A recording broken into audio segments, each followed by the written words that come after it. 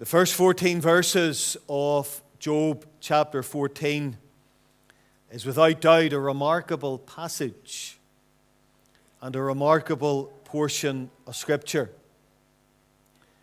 It sets forth and it charts man's course from the commencement of his life until that time when he is changed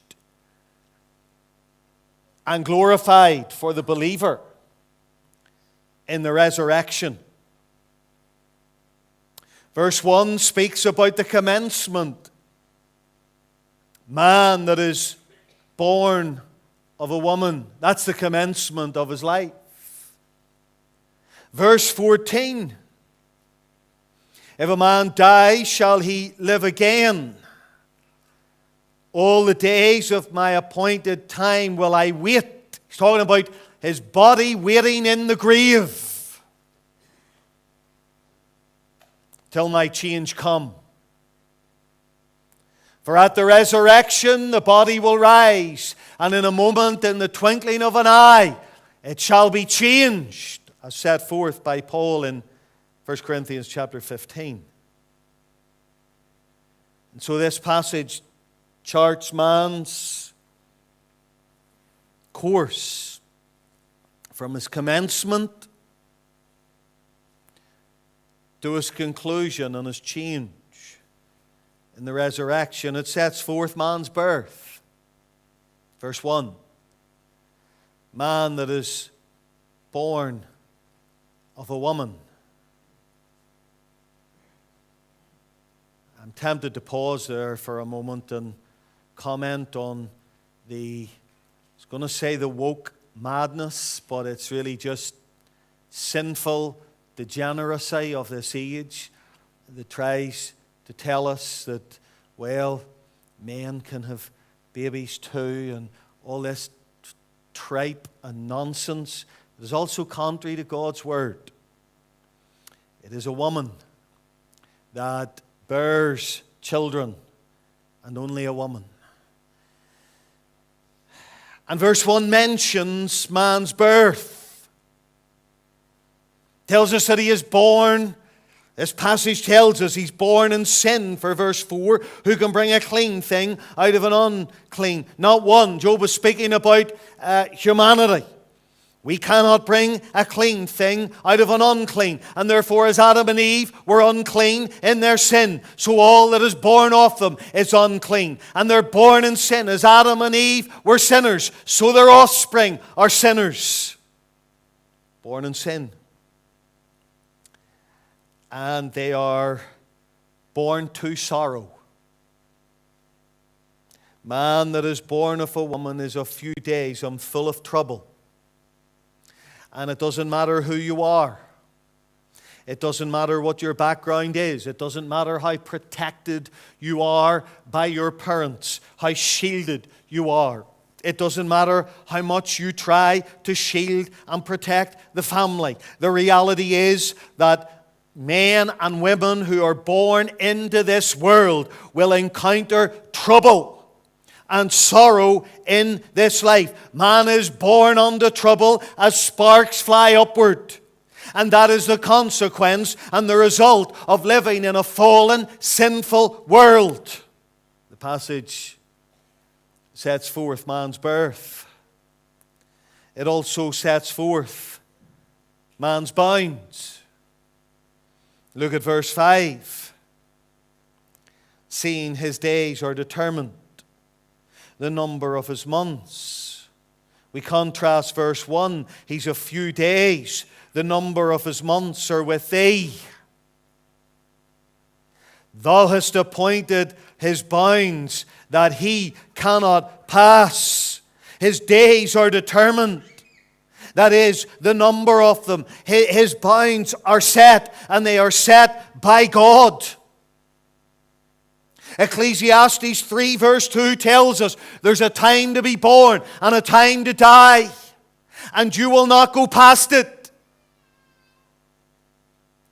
God has set your bounds like the sea. It can only come so far, and then it must retreat. God has set the bounds of a man's life as far as his days are concerned. They are set. It is appointed unto man once to die, and that appointment has been set by God. It is God that is in control of the life and the days and the months and the years. Not only are man's bounds set, but man's bounds, they are short. Man that is born of a woman is of few days. His months are numbered. The number of his months are with thee. God has numbered the months of your life. And you'll notice he's not talking about years. He's talking about days. He's talking about months, because life at its best is very brief. Swift to its close ebbs out life's little day. I've said much recently, and many times recently, to my wife. We're usually reminded of it the first Sunday night of the month in the youth rally. We used to be the young people. And it seems such a short time ago since we were sitting in youth rallies in Banbridge and Martyrs and Randallstown and in other places. Now we're the middle-aged people. And very soon we're going to be the old people. And the old people will look back and they'll say, it seems like no time since I was the young person, finishing school, getting my freedom, meeting friends and a partner in life, setting out in married life. And I look back and it just seems like yesterday. It's like a tale that's told. And it's gone so quickly. Oh, our days, our bounds are so short. And they're set. And this is what Job is recording. The reality of life. The way the people live. You would think they're going to be here forever. The very youngest in the meeting tonight would say, mark it, life, it soon passes by.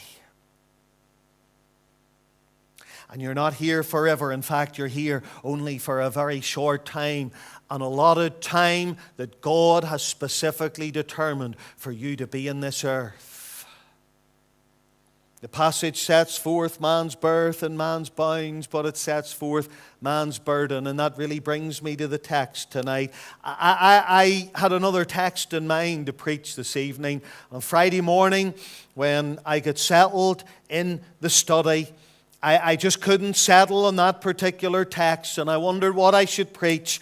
And my mind was directed to Job 14, and as I read it, verse 10 just struck me afresh. For this is man's burden. Yes, his birth. He's born in sin. He's born to sorrow. His bounds are set. He has allotted time on this earth, and it is short in the light of eternity and in the light of all the years of this world's existence. But here's the problem, and here's his burden, that he will die one day.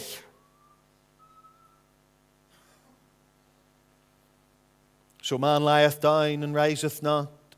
Sorry, I'm reading verse 12. Verse 10, but man dieth and wasteth away. Yea, man giveth up the ghost. And where is he? This is a searching text from a solemn passage. A passage dealing with the mortality of man and the sovereignty of God over man's life. This passage brings us to the tomb. Your experience started in the womb of your mother. It'll end in the tomb. That's where we're all headed. And that is the experience of all men. I have 4 very simple points from this text. There's really 4 little phrases, and I want to highlight each one of them. This text setting forth the burden of man that will bring him to death. There's a declaration about death. But man dieth. The sense is, but man is dying, or man will die, or man is going to die.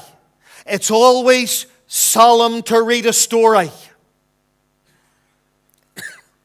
It's always solemn to read an article or to hear a report that someone has received a diagnosis of a terminal illness.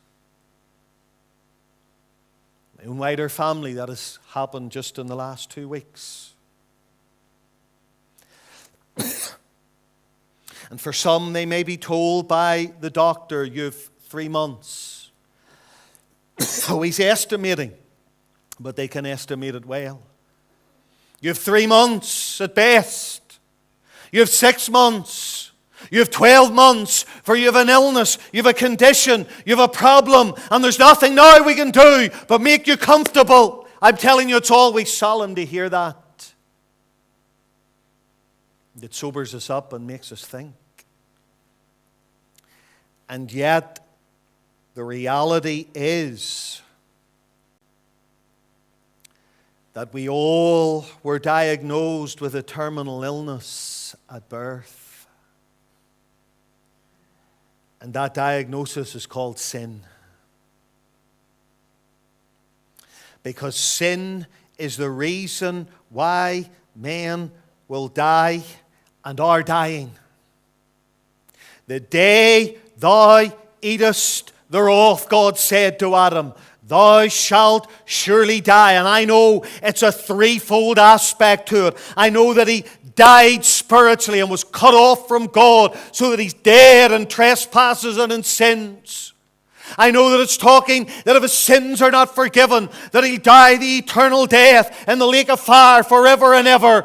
But it also meant that man would begin the long march to the grave, the day that sin entered into his heart.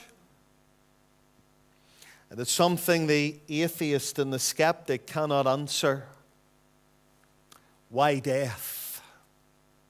And why has death come into the world? Only the Bible has the answer. Wherefore, as by one man sin entered into the world, and death by sin, so death passed upon all men, for that all have sinned. Paul put it like this: the wages of sin is death.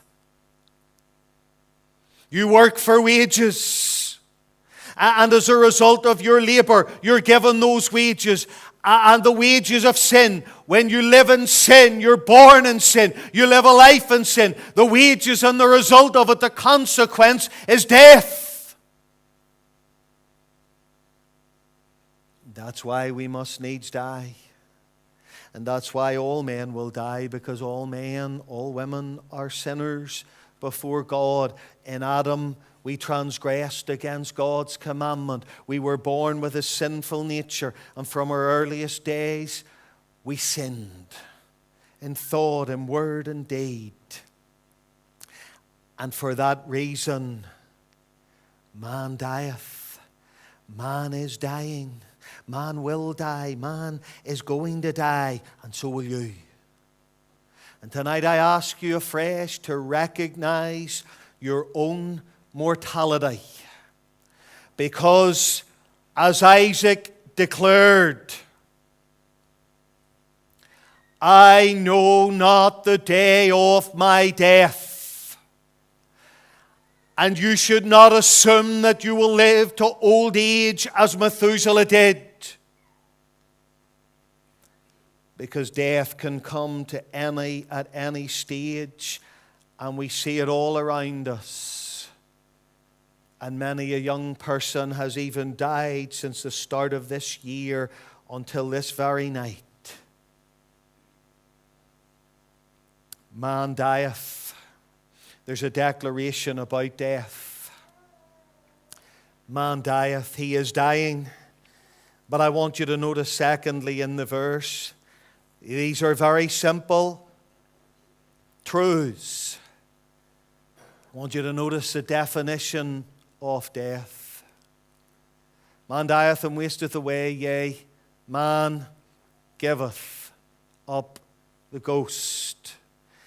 Giving up the ghost is an expression that is used numerous times throughout the Bible to describe death. Genesis 25 verse 8, Abraham gave up the ghost. Genesis 35 and 29, Isaac gave up the ghost. Genesis 49 and 33, Jacob gave up the ghost. And 4 times in this book of Job, Job uses the expression that man would give up the ghost. All 4 gospel writers, Matthew, Mark, Luke, and John, all use that expression of Jesus Christ when he died, hanging on the cross. Matthew 27 verse 50, Mark 15 and 37, Luke 22 and 46, John 19 and 30, when he could give his spirit into the hands of the Lord.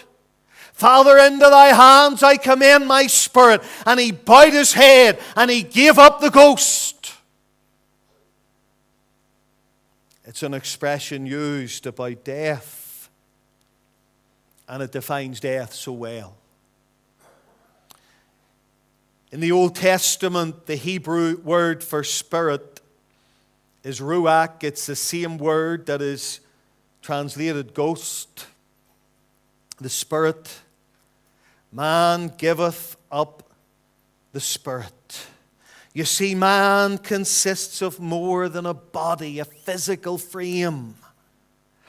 God breathed into his nostrils in the garden the breath of life, and man became a living soul. And I'm not going to get sidetracked or go down a rabbit hole tonight of whether soul and spirit are interchangeable terms, or whether the soul and the spirit can be differentiated between. But what I will say to you is this, that man has a spiritual dimension. He is body and soul stroke spirit. And here's a tremendous thought. Had Adam not sinned, man's body and spirit would never have been severed. But when the body dies, the spirit departs and leaves the body. That's all death is. James 2 and 26, for as the body without the spirit is dead. The body can't function. The body doesn't live. The body can't operate without the spirit. The body without the spirit is dead.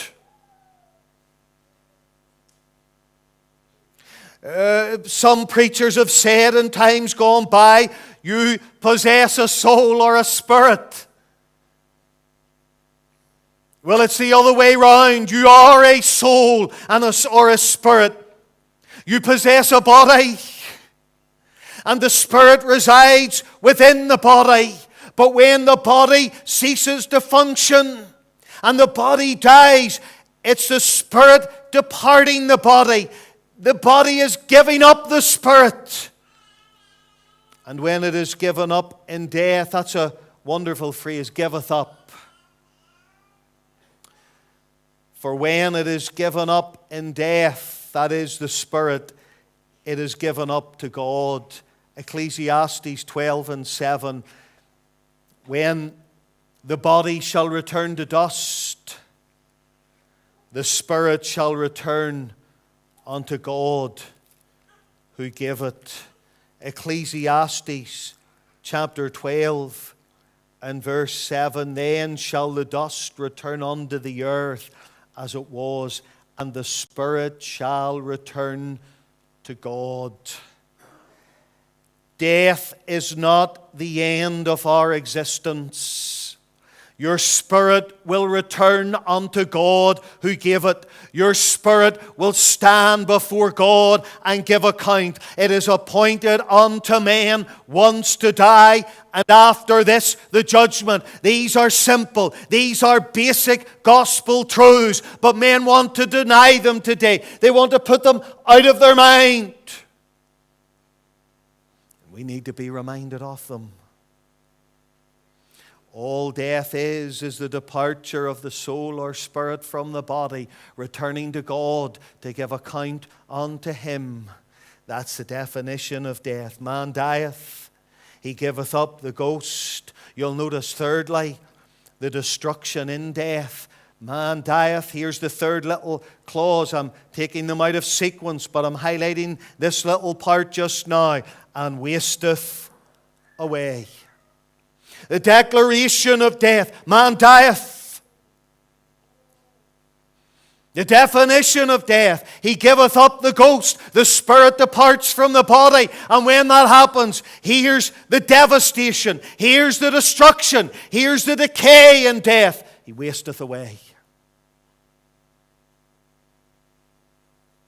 There's something very ugly and very heinous about death. And it's the decay and the destruction of the physical frame and the body. He wasteth away. So that the body breaks down, it corrupts, and eventually it returns to dust.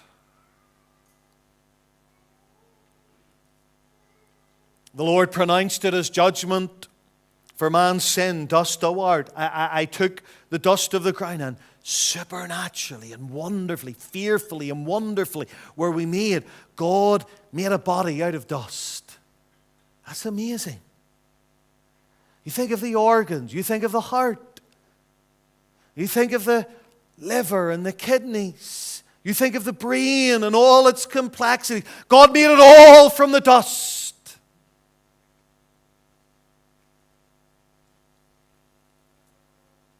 When the soul departs, the body just rots and decays. And eventually, over time, it just returns to dust. Job didn't shy away from that. You know, there's an ugliness in death that maybe we don't like to think about. We naturally shy away from. Job never shied away from that truth. He talks here about the body wasting away in Job 19, 25 and 26. He speaks about knowing that his Redeemer liveth. And though after my skin worms destroy this body, Job was buried. He wasn't cremated, as were all the other saints of God. But that's a subject for another day. But I'm saying to you, he faced the reality. He never shied away from it. He had a full knowledge of it. Though after my skin worms destroy this body. We pamper the body. We take pride in the body. The women and the men now, they want to beautify the body. They want to work out, to have it looking its absolute best. There's nothing wrong with keeping yourself in a certain physical condition. But there is something wrong with taking so much pride in the body. Because, friends, through sin, one day it's going to die and it's going to rot in the grave and it's going to return to dust. And you should recognize that the body you now possess will one day be no more. For in death it will be completely broken down and disintegrate and lay again in the ground. And if you go back to Job chapter 14, you'll notice that Job, to impress this upon us, to impress the finality of death, he draws a contrast with a tree. Verse 7, for there is hope of a tree, if it be cut down, that it will sprout again. You can take the chainsaw. You can cut certain trees down to the ground. You can take the wood and you can chop it up and you can put it in your fire or your log burner to keep you nice and warm in the winter, and it will return to ash and it will become ashes. You can let the tree lie where it falls, and over a long period of time it will rot, it will break down. But there's hope for the tree in the fact that it may shoot again. It will sprout again. And that the tender branch thereof will not cease. Remember, I told you before, we were brought up in the town area, just north of Belfast in the Carnmoney, Glengormley area. But at 15, 16, my parents moved out to the country. And the house, they still live in it to this day.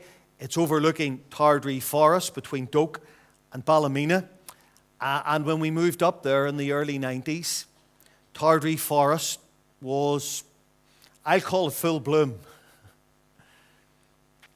And then after a number of years, I think I was in the Whitfield College at the time, they cut it all down. I know they planted more. They cut it all down, and there was nothing on that hill for years. But the trees grew again. The point I'm making is this: whether they plant again, or whether there are times when the tree will simply sprout again, there's hope for a tree that if it's cut down, it will grow again. But you'll notice the contrast in verse 10. After the tree is watered and it buds and brings forth boughs in verse 9. Verse 10, but man dieth. Wasteth away, man giveth up the ghost, and where is he? Verse 12, so man lieth down and riseth not. When man lies down in death, his days on this earth are over, and they're over for good and forever. On this earth as we know it, there's a finality about death.